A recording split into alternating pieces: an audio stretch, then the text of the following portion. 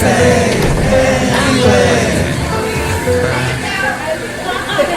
I'm Mike Matthews. This is my show you to use. Mike's Daily Podcast. By a myriad of podcast listeners, I hope you are brothers and sisters that are Mike's Daily Podcast. enjoying this podcast on the weekend or the weekday or whatever day you're listening to this show. I'm going to tell you some stuff that's going to help you, so keep listening, even though I'm singing and it may be a little bit repulsing to you, but that's okay. You know why? Because I'm going to end it right now, so you're done by to you. I had a Mike's Daily Podcast. busy Saturday thus far, and I think I've decided that Mike's I'm gonna stop Daily looking at emails Podcast. on the weekends, period. Yeah. Just stop it altogether, because I'm working too much, everybody. Working too much. And the only way, and everybody tells me this that knows me, people at work don't tell me this, because they're like working too, and they're busy, and they want me to do their jobs. Ha ha! Did I say that out loud? Ha ha! I did on my podcast, because it's FF episode 2277, 2277. I'm Mike. And I've been doing this podcast for over 10 years now. And this podcast I do daily, but then I get interrupted. But so far we've gone, I think 6 days in a row. I think, yeah, started every day since Tuesday. So whatever that is, that's 5. Okay, good. But I think I'm going to take tomorrow off.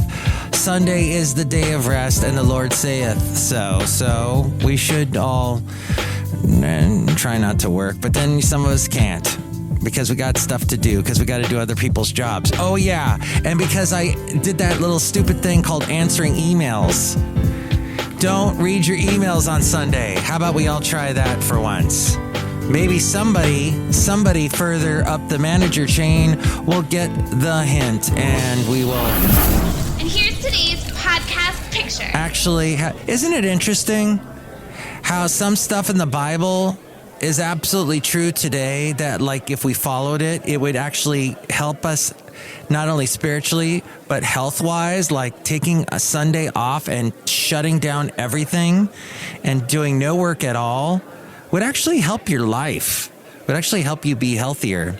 But the podcast picture is of me with someone who makes me feel very happy and healthy, and that would be my lovely lady friend. That's right, Basil the Boxer. Whenever my lovely lady friend came over, he would bark and be so happy. And he'd go, wow, wow. He loved her so. Oh, the late, great Basil the Boxer. A week ago, we had a memorial for him. We remembered it because it had been a year since he'd passed. So now it's been a year and a week. Not to count every single day since he's been gone, but sometimes you do that when you miss someone. And that's all right. That's all right. The last thing we got to do is criticize ourselves or anyone else when we're going through a grieving process. And in the sunshine, in the summertime, you got to remember a couple of things to be safe in the sun. UV rays are there even when it's cold or cloudy outside. It's best to avoid the sun between 10 and 4. Remember, 10 and 4, 10 a.m. and 4 p.m. when the sun rays are strongest. Even when it's cloudy outside, you can still get sunburned and get skin damage. And skin damage from the sun is also cumulative. Even short periods of exposure, running errands, or walking the dog are adding to the damage that can lead to skin cancer. Unprotected exposure to UV rays is a major risk factor for skin cancer. About 90% of non-melanoma skin cancers are caused by UV radiation. Also, if you are vacationing in places like Hawaii, the Caribbean, or Indonesia, you need to be especially careful in the sun. The sun's rays are more intense the closer you get to the equator, leading to more rapid sun damage. Environmental factors like water and sand can also increase your likelihood of burn damage. And then also remember that by the way, because sun, why about sun and water? Because the surfaces can reflect up to 80% of UV radiation. So the sun's rays are hitting you twice. And then, as this is the summertime, and by the way, I will be on talking about the summer on the radio. And there's a link to the radio station I will be on, and the radio show is going to be on, by the way, from 9 a.m. to 4 p.m. tomorrow. And every Sunday, it's been that way for over a year. So check that out, MikesDailyPodcast.com for the link to that. Clothing is the best first line of defense against the sun. It provides consistent protection that doesn't wear off over time. Minimize sun exposure, and that you could do a rotation an ultraviolet protection factor rating of at least 30, 50 or more is better. That's with the clothing. A UPF rating is given to fabrics that protect you from the sun and indicates what fraction of the sun's ultraviolet rays can penetrate a piece of fabric. Don't forget to wear a hat. And you know what? That's tough for me because I really do not like, the perfect hat would probably be like a Gilligan's hat that is protective all around your head. So it's protecting your nose, protecting your neck, the back of your neck. And then everybody else, though, is wearing those, or if you're a woman, you can wear those nice wide-brimmed hats. Makes you look all classy. And guys, there's the safari hat. And I hate that safari hat. I hate wearing that.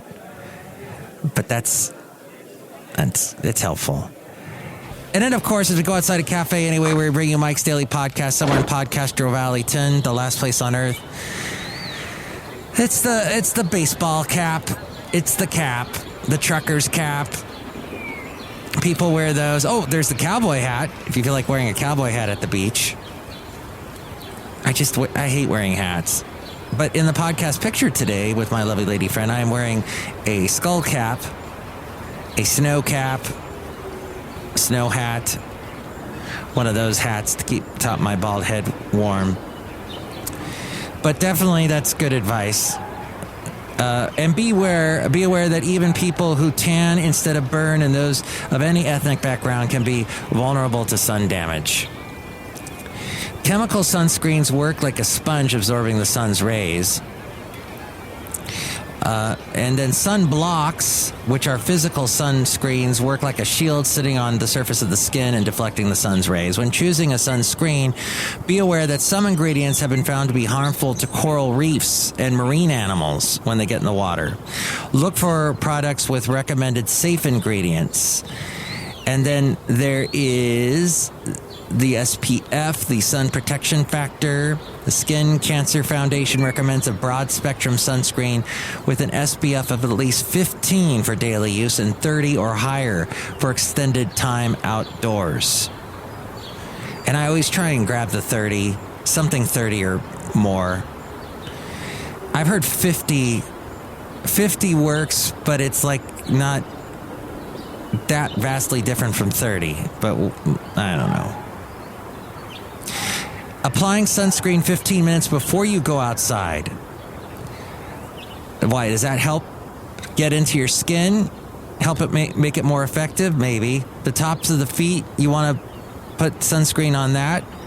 The neck, ears, and the top of the head.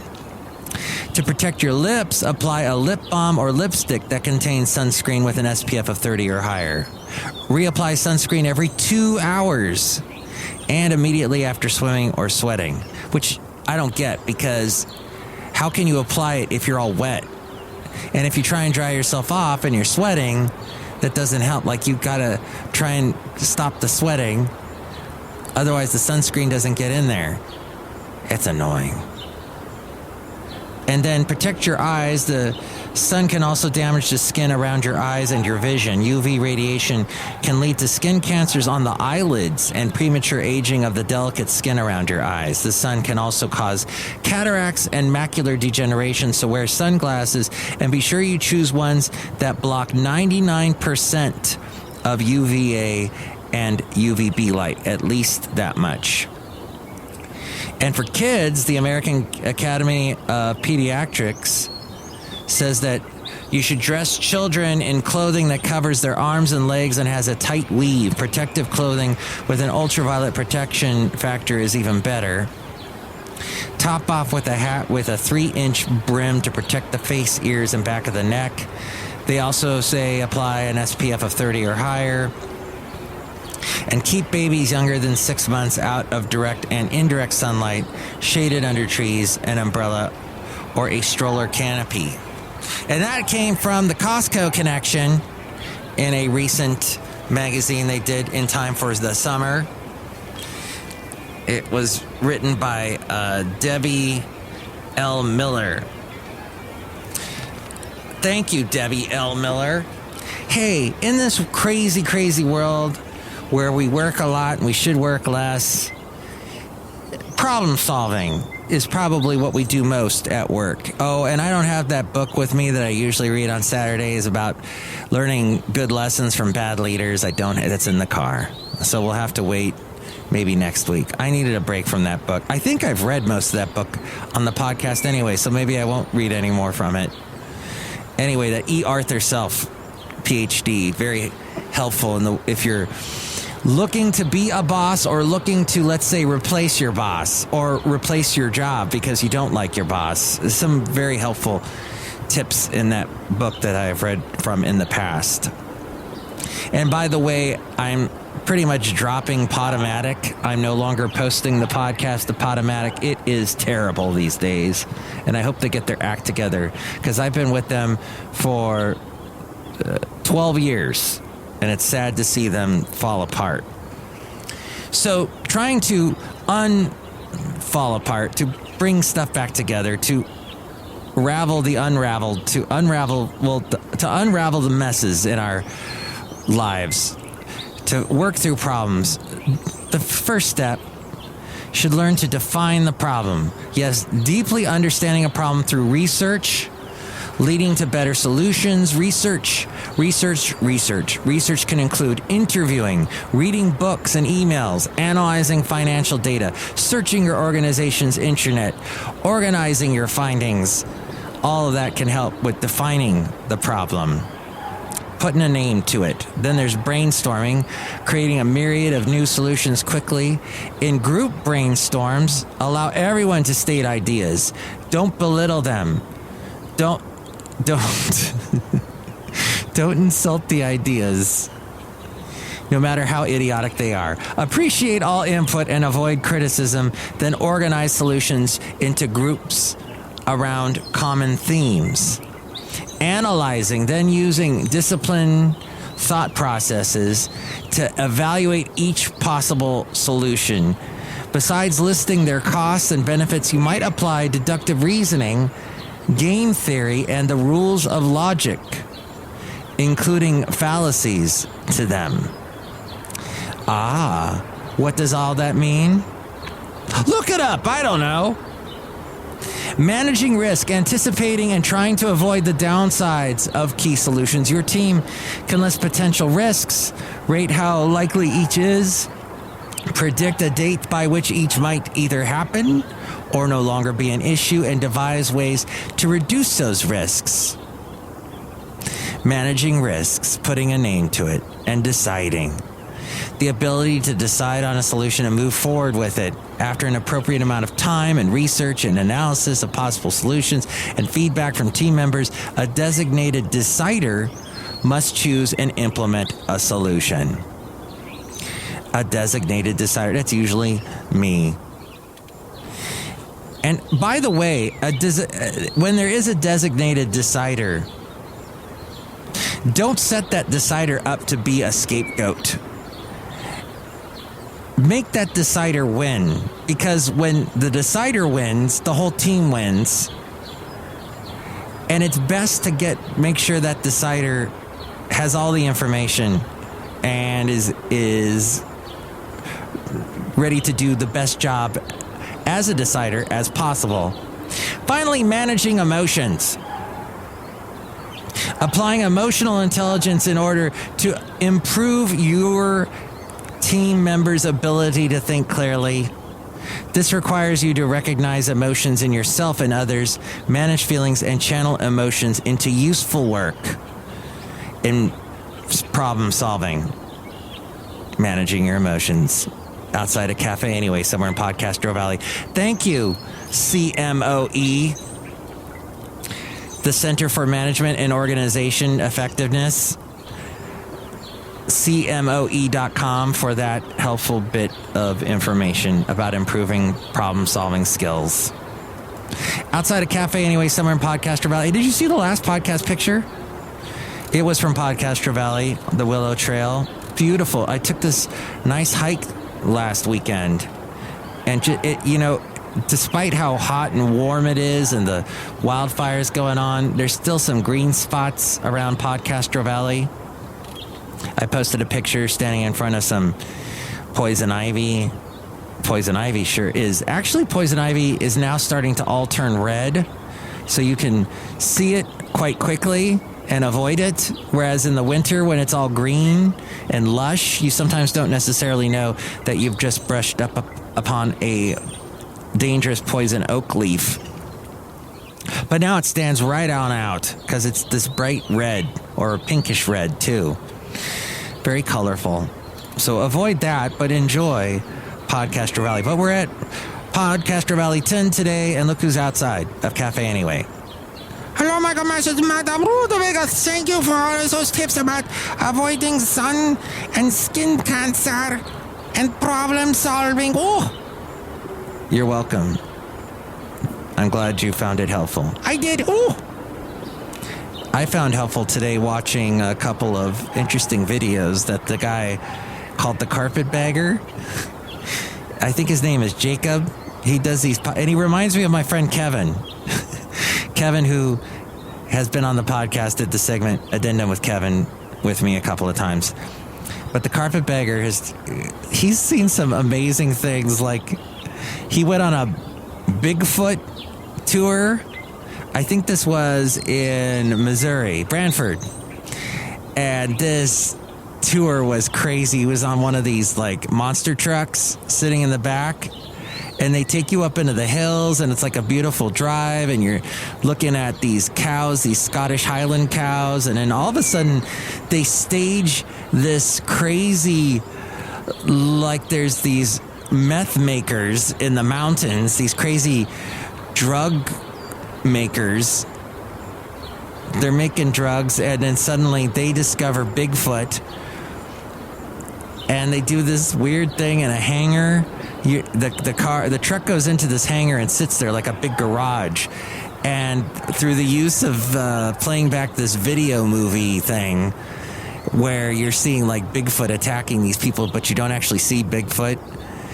Except for at one point they have these big feet come out of the ceiling and hit the top of the truck.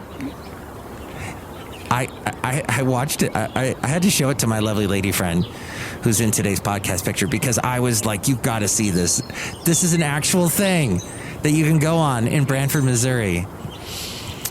Bizarre. And then at the end, Jacob is trying to explain what he just saw, and he said, well, so we saw Bigfoot kill a bunch of drug dealers, and I guess that means that Bigfoot is good.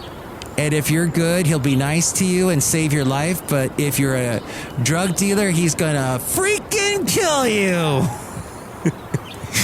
And then he also showed this thing. He likes to go on these haunted houses, those rides, like at the boardwalk, where you ride in a little car and they're haunted houses and things jump at you and stuff. And some of those rides are so silly.